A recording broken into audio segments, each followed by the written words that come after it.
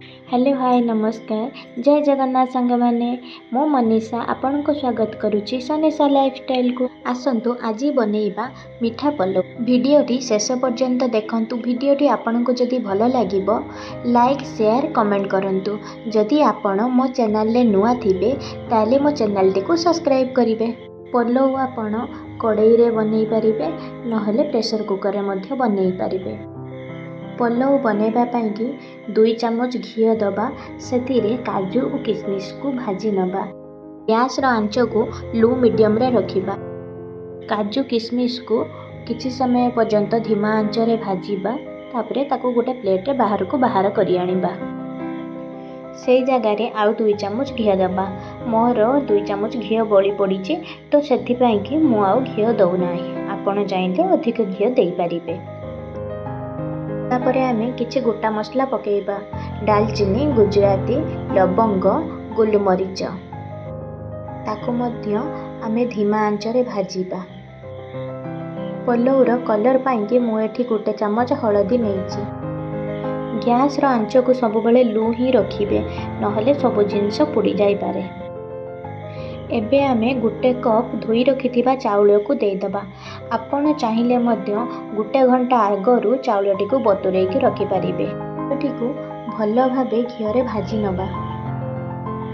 एई समय रे आमे जमा भी पानी दबा नाही। देखंतु मोर सेथिरे किछि पानी अछि। से पानीटी से चाउल रे ही सुखी जिबा दरकार। पानी देई गले भात भरी हे जिवो। गोटे घोड़णी रे आमे ताको घोड़ेई दबा किंतु गैस रो आंच सिम ही रहिबा दरकार। देखंतु मोर एठी पानी पूरा भल भाबे सुखी जाइछि। एबे आमे भाजी रखिथिबा काजू किशमिश को सेथिरे देई दबा।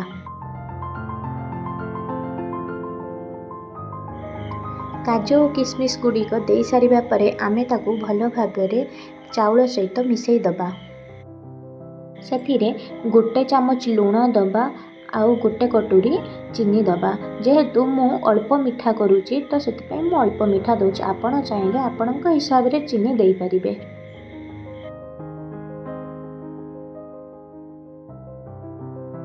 एबे सबु गुडी को आमे मिसई नबा आउ धीमा आंच रे भल भाबे रे भाजीबा जेमिति कि चीनी गुडी को चाउल सहित एबे मेल्ट हे जिवो।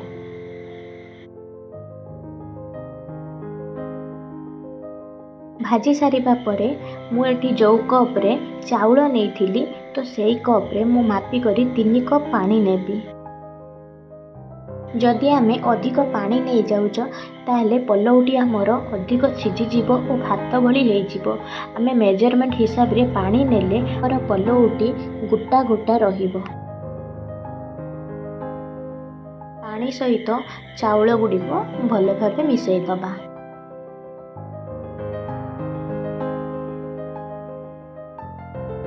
गैस रो आंच को आमे स्लो मीडियम रे रखिबा। ताको गोटे घोड़णी देई घोड़ेई दबा।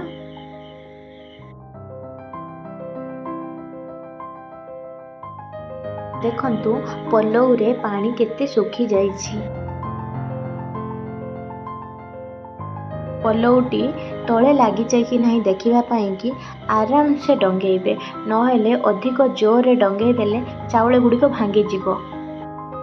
पुणी आमे घोड़णी दे घोड़ेई दबा। जे समय परे घोड़णी को काढ़ी देखिबा। देखंतु प्रस्तुत हे गला मीठा पुलाव। मु आपनकु देखौची। देखंतु केते सुंदर मोर पुलावटी गोटा गोटा हेछि। मोर पुलावटी हेई सारिलानी तो मु एबे गोटे चामच गुआ घी नेइछि आ ता ऊपरे देई दबा। तापरे गोटे चामच गुजराती रो गुंड आमे दबा।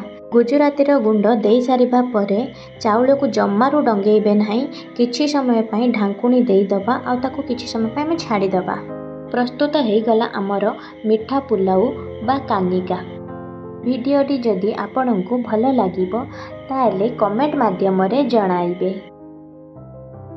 आपण भिडियोटी शेष पर्यंत देखिथिबारु धन्यवाद।